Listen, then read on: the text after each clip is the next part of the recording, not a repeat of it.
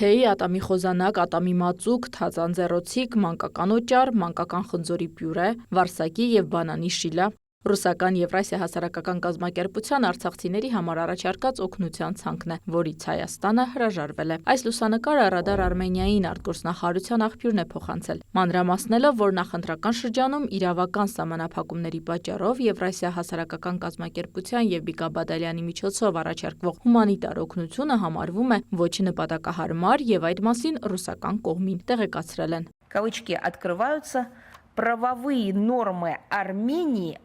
Չակերտները բացվում են։ Հայկական իրավական նորմերը սահմանափակում են նվիրատվությունների և բարեգործական օգնության տրամադրումը նախընտրական շրջանում։ Մեջբերման ավարտ։ Ես չեմ թաքցնի, մենք փորձել ենք հստակեցնել, բայց Հայաստանի պաշտոնական դեմքերը դժվարացել են պատասխանել, թե կոնկրետ որ նորմերը նկատի ունեն։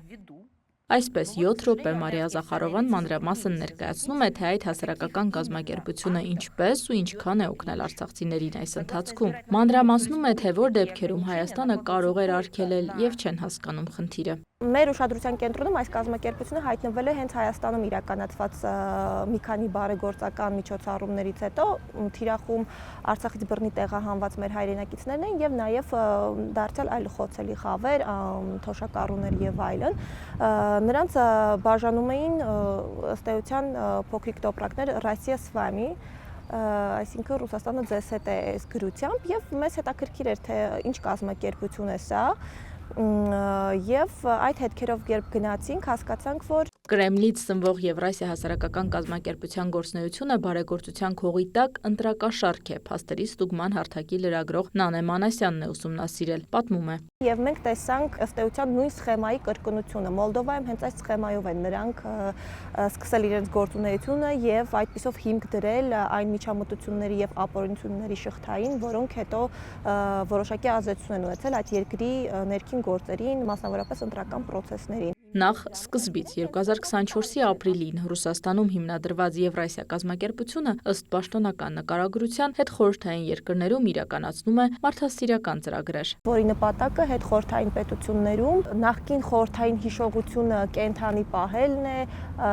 եւ այդ ժողովուրդների ազգային ինքնությունը պահպանելը։ Մի փոքր շատ վերամբարձ առաքելություն է, բայց իհարկե այս նույնիսկ վերամբարձ առաքելության հետևում մենք տեսնում ենք ավելին քան փափուկ ուժի ազդեցության գործիք։ Մենք տեսնում ենք հանցավոր սխեմաներ։ Այդ սխեմաները բացահայտել են միջազգային հետաքննողներն ու Մոլդովայի իրավապաշտպանները։ Նաև Եվրամիության բազմաթիվ կառույցներ շատ հստակ փաստերով, հետաքննություններով, քրեական գործերով արդեն հասցրել են ապացուցել, որ այս կազմակերպությունը մասնավորապես Մոլդովայում ակտիվորեն ներգրավված է եղել ընտրական պրոցեսների խաթարմանը եւ այդ երկրի ընտրական օրենսգրքով չնախատեսված արարքներ է կատարել, մասնավորապես ընտրակաշառք է բաժանել, ապօրինի կերպով ներգործել է ընտրողների վրա եւ այլն։ Կրթական, բարեգործական, մշակութային են կառույցի նպատակները, ասում է Զախարովան, ագիտացիոն գործունեություն չկա, մինչդեռ խորհրդի կազմում Կրեմլի հայտնի քարոզիչներն են, Նանե Մանասյանը թվարկում է։ Կազմակերպությունը ունի խորհրդի կազմ, որի անդամներից մեկն է նաև Միկա Բադալյանը, որը ընդդիմադիր բլոգեր է, եւ նա persona non grata է Մոլդովայում հենց այս ընտրական ապօրինի սխեմաները համակարգելու պատճառով։ Նա ըստ էության նաև ընդդիմադիր գործունեություն է ծավալում Հայաստանում, հոգաբարձուների խորհրդի կազմի մեջ են հակահայկական հռետորաբանությամբ աչքի ընկնող եւ որպես Կրեմլի քարոզիչներ հայտնի Մարգարիտա Սիմոնյանը, ինչպես նաև պաշտոնական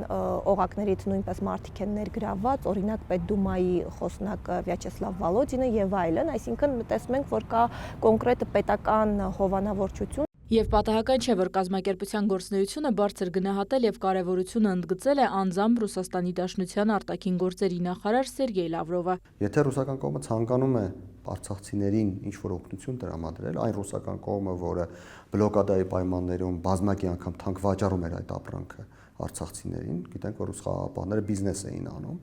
այդ ռուսական կողմը չգիտես ինչու հիմա ցանկանում է Հայաստանի ներսում ինչ-որ օգնություն տրամադրել։ Գոնե այդ օգնությունը կարող է դրամի տեսքով ուղարկել Հայաստանում գնեն եւ տրամադրեն։ Վերադառնանք խորհրդի կազմին։ Այստեղ է նաեւ Մոլդովայի իրավապահներից թաքնվող ռուսամետ գործարար Իլոն Շորը։ Խորհրդի կազմում կա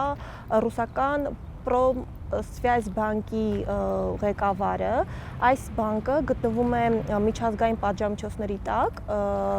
որովհետև այն համարվում է Ռուսաստանում ռազմաարդյունաբերական համալիրի ֆինանսավորման անկյունաքարային բանկերից մեկը,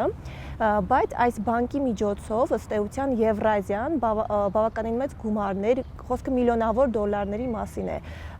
միլիոնավոր դոլարներ է դրել շրջանառության մեջ Մոլդովայում մարդկանց ընտրակաշարք բաժանելու համար։ Մոլդովայի իրավապահ մարմինները բացահայտել են, որ երկրի մոտ 130,000 քաղաքացի շորից ստացել է ընդհանուր առմամբ 15 միլիոն դոլար Եվրամիությանը միանալուն դեմ քվեարկելու կամ այլոց նման քայլի դրդելու դիմաց։ Նրանք ակտիվորեն ներգրաված են եղել նաև Մոլդովայի խորհրդարանական ընտրություններում, բարեգործություն են իրականացրել թոշակառուների շրջանում, այսինքն բարեգործության քողի տակ ըստ էության ընտրակաշարք են բաժանել հիմնականում թոշակառուներին, խոցելի խմբերին, նաև նյութապես շահագրգռել են երիտասարդներին, այսինքն թանկարժեք վոյաժներ, թանկարժեք հյուրասիրություններ, նվերներ, մրցույթներ,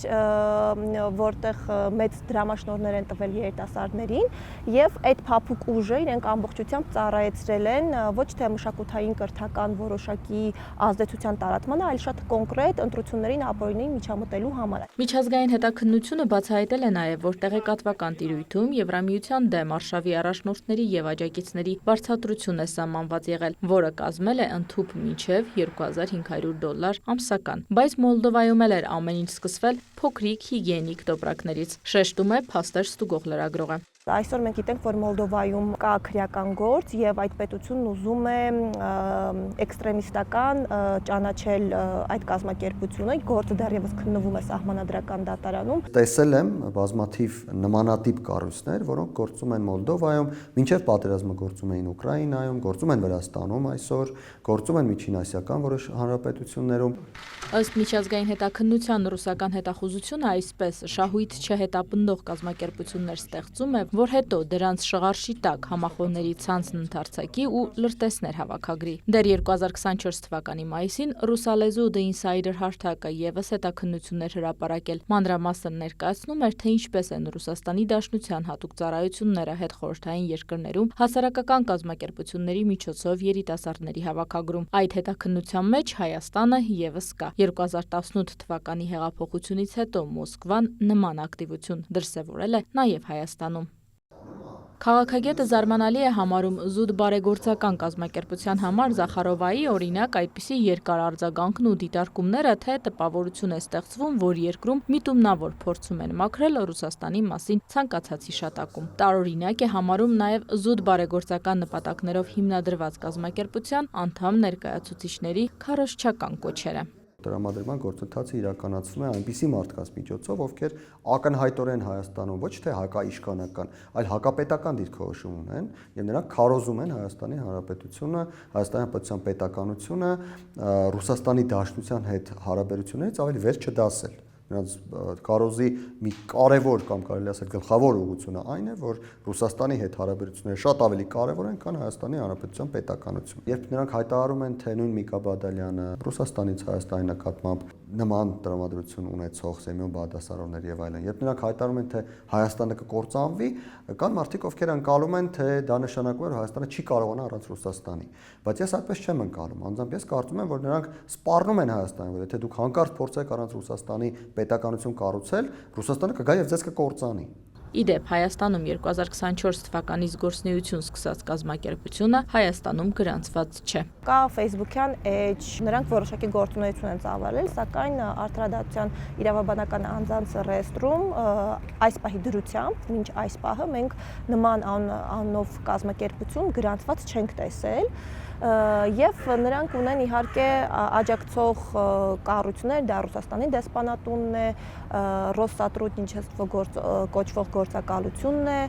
Օգնությունն էլ ինչպես պարզ է դառնում հրապարակումներից տրամադրում էին Երևանում գտնվող Արցախի ներկայացուցչության շենքից։ Լրագրողի դիտարկմամբ գուցե կազմակերպության անվան ընտրությունն էլ պատահական չէ։ Անունը շատ շփոթեցնող է։ Իսկ շփոթել հնարավոր է, քանի որ կա նույն անուն, բայց այս կազմակերպության հետ կապ չունեցող 3 կառույց՝ Միջազգային քաղաքացիական հասարակական աջակցման Եվրասիա հիմնադրամ, Հայաստանում գործող Եվրասիա համագործակցության հիմնադրամ, ինչպես նաև 1997 թվականից Հայաստանում գործող Բարեգործական Եվրասիա հասարակական կազմակերպություն։ Հայաստանի Հանրապետությունը ընդհանրապես ունի մեկ առաքելություն՝ ապահովել իր ժողովրդի բարեկեցությունը։ Բոլոր այն դեպքերում, երբ որևէ տրամաբանություն, որևէ այլ երկրի շահեր եւ այլն հակադրվում է Հայաստանի պետականության անկախությանը, պետք է նման հասարակական կազմակերպությունների գործունեությունը դադարեցնել,